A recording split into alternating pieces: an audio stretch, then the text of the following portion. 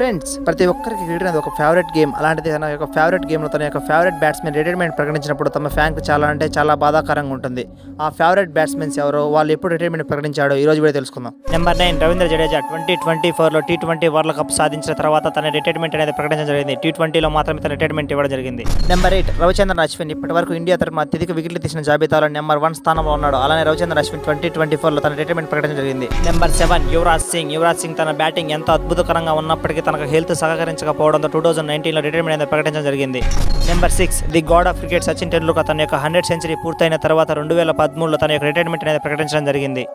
Number 5 Rohit Sharma 2024లో champions trophy సాధించిన తర్వాత తన యొక్క T20 రిటైర్మెంట్ అనేది ప్రకటించడం జరిగింది. నెంబర్ 4 వీరేంద్ర సింగ్ సెహ్వాగ్ బ్యాటింగ్ ఎలా ఉంటుందో మనకు అందరికీ తెలిసిందే. వీరేంద్ర సింగ్ సెహ్వాగ్ 2015లో తన యొక్క రిటైర్మెంట్ అనేది ప్రకటించడం జరిగింది. నెంబర్ 3 సురేష్ రైనా 2022లో ధోని మరియు సురేష్ రైనా ఇద్దరు కలిసి తమ యొక్క రిటైర్మెంట్ అనేది ప్రకటించడం జరిగింది. నెంబర్ 2 మహేంద్ర సింగ్ ధోని 2022లో మహేంద్ర సింగ్ ధోని మరియు సురేష్ రైనా ఇద్దరు కలిసి 73వ స్వతంత్ర దినోత్సవానికి తమ యొక్క రిటైర్మెంట్ అనేది ప్రకటించడం జరిగింది. నెంబర్ 1 విరాట్ కోహ్లీ 2024లో T20 వరల్డ్ కప్ అందుకున్న తర్వాత తన యొక్క రిటైర్మెంట్ అనేది ప్రకటించడం జరిగింది. ఫ్రెండ్స్, మీ యొక్క ఫేవరెట్ బ్యాట్స్మెన్ ఎవరో, మీ యొక్క ఫేవరెట్ బౌలర్ ఎవరో తప్పకుండా కింద కామెంట్ సెక్షన్లో కామెంట్ చేయండి ఫ్రెండ్స్.